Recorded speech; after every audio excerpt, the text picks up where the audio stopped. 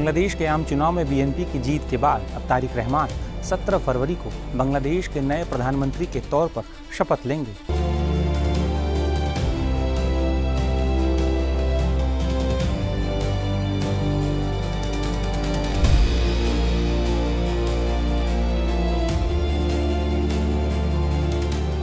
इस समारोह में शामिल होने के लिए भारत समेत कई देशों के नेताओं को निमंत्रण भेजा गया है। कई रिपोर्ट्स में यह दावा भी किया जा रहा था कि प्रधानमंत्री नरेंद्र मोदी तारिक रहमान के शपथ ग्रहण समारोह में हिस्सा लेने बांग्लादेश जाएंगे। हालांकि अब ये साफ हो गया है कि समारोह में प्रधानमंत्री मोदी नहीं बल्कि लोकसभा अध्यक्ष ओम बिरला और विदेश सचिव विक्रम मिस्त्री जाएंगे।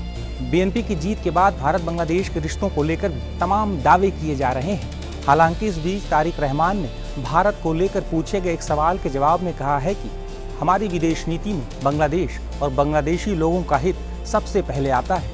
अपने देश और लोगों के हितों की रक्षा करके हम अपनी विदेश नीति तय करेंगे। दरअसल बीते शुक्रवार को प्रधानमंत्री नरेंद्र मोदी ने बीएनपी मुखिया तारिक रहमान से फोन पर बातचीत की थी। पीएम मोदी ने रहमान को जीत की बधाई दी थी।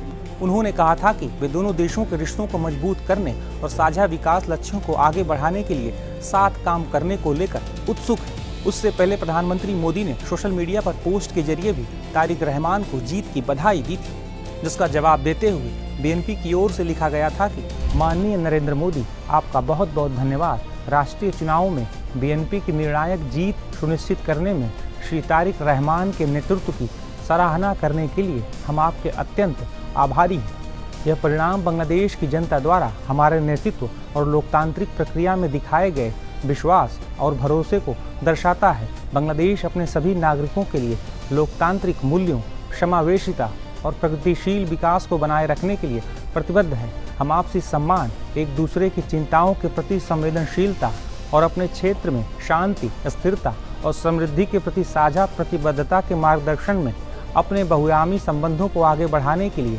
भारत के साथ रचनात्मक रूप से जुड़ने के लिए तत्पर है। बीएनपी के कई नेताओं की तरफ से भी भारत से संबंधों को लेकर बयान सामने आए हैं। दरअसल मोहम्मद यूनुस के नेतृत्व में बांग्लादेश में जब से अंतरिम सरकार अस्तित्व में आई है, तब से लेकर मौजूदा वक्त तक भारत बांग्लादेश के रिश्तों में तल्खी देखने को मिली है। हालांकि इससे पहले भी जब बीएनपी बांग्लादेश की सत्ता पर काबिज थी और तारिक रहमान की मां यानी खालिदा जिया बांग्लादेश की प्रधानमंत्री थी, तब भी भारत और बांग्लादेश के रिश्ते अच्छे नहीं थे। लेकिन शेख हसीना की सरकार में भारत बांग्लादेश के रिश्ते काफी बेहतर हुए थे। अब करीब 2 दशक बाद एक बार फिर बांग्लादेश में बीएनपी सत्ता में लौट रही है। खालिदा जिया के बेटे तारिक रहमान अब से 2 दिनों बाद राष्ट्रीय संसद परिसर के साउथ प्लाजा में प्रधानमंत्री पद की शपथ लेंगे। बीएनपी के कई नेता भारत बांग्लादेश के रिश्ते को नए सिरे से स्थापित करने की बात कह रहे हैं, जिसे एक सकारात्मक संदेश के तौर पर देखा जा रहा है। हालांकि ऐसा भी नहीं है कि तारिक रहमान के प्रधानमंत्री बनते ही दोनों देशों के रिश्ते फौरन बेहतर हो जाएंगे, क्योंकि यूनुस राज में दोनों देशों के संबंधों में जो कड़वाहट आई है उसे दूर होने में अभी थोड़ा वक्त लगेगा। वहीं इस मामले पर जानकारों की क्या राय है, सुनिए। ये बांग्लादेश के लिए एक नया सवेरा है और बांग्लादेश में पिछले 1.5 वर्षों से भी ज्यादा समय से जो वहां पर हिंसा, अराजकता की स्थितियां व्याप्त थीं और वहां पर सभी ऐसे जो लोग जो कि वहां पर लोकतांत्रिक प्रक्रिया में विश्वास रखते थे और वहां की शांति, सुरक्षा, स्थिरता की कामना करते थे, सभी इससे गहरे तरीके से व्यथित थे, चिंतित थे कि जो घटनाक्रम पिछले समय में वहां हुआ था, जाहिर है कि अब उससे ऐसी आशा की जानी चाहिए कि बांग्लादेश को मुक्ति मिलेगी और बांग्लादेश में एक ऐसी पार्टी को बहुमत मिला है कि जो कि लोकतांत्रिक मूल्यों में विश्वास रखती है।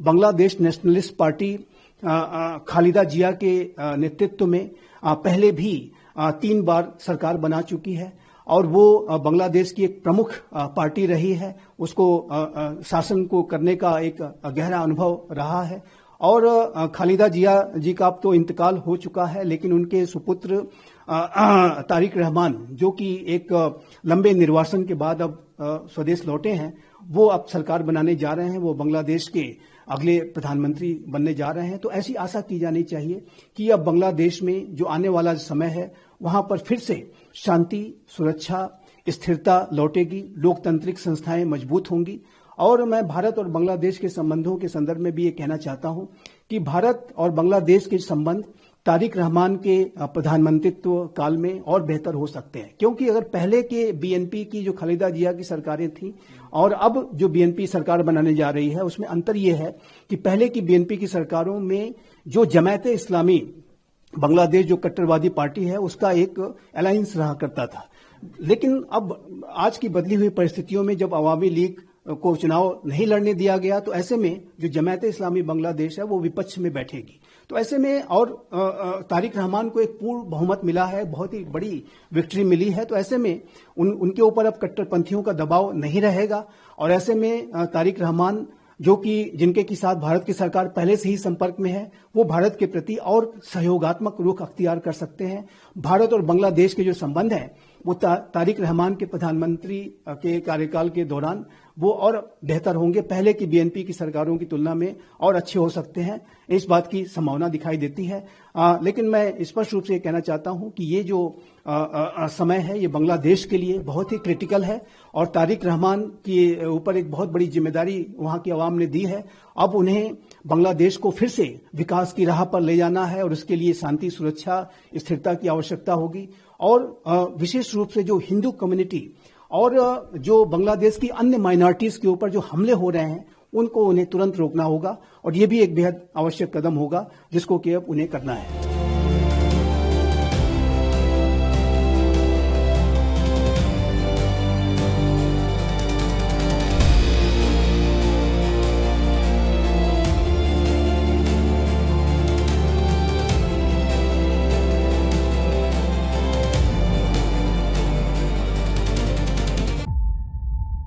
जीरो हमने इन्वेंट किया, हमने बताया दुनिया को, जहां योग है वहां रोग नहीं। सबसे पुरानी सभ्यता है हमारी। गुलामी से तो और देश भी लड़े भाई, पर आजादी के लिए अहिंसा का रास्ता बस हमारा था। अपने पसीने से जमीन सींचता किसान और घर में घुसकर मारने वाले जवान, बस इसी मिट्टी ने जने। इसके हाथ ने जब थामा जज्बा तो इतिहास रचे। कदम बढ़ाए तो चांद का वो हिस्सा चूमा भाई जहां कोई कभी नहीं पहुंचा। आज पूरी दुनिया में शान से लहरा रहा है तिरंगा और इसके पीछे है गर्व से भरी अनगिनत कहानियां जो लिखी जा चुकी हैं और लिखी जा रही हैं, जिन्हें मैं सुनाऊंगा राष्ट्रगर्व रोज शाम 6:25 पर।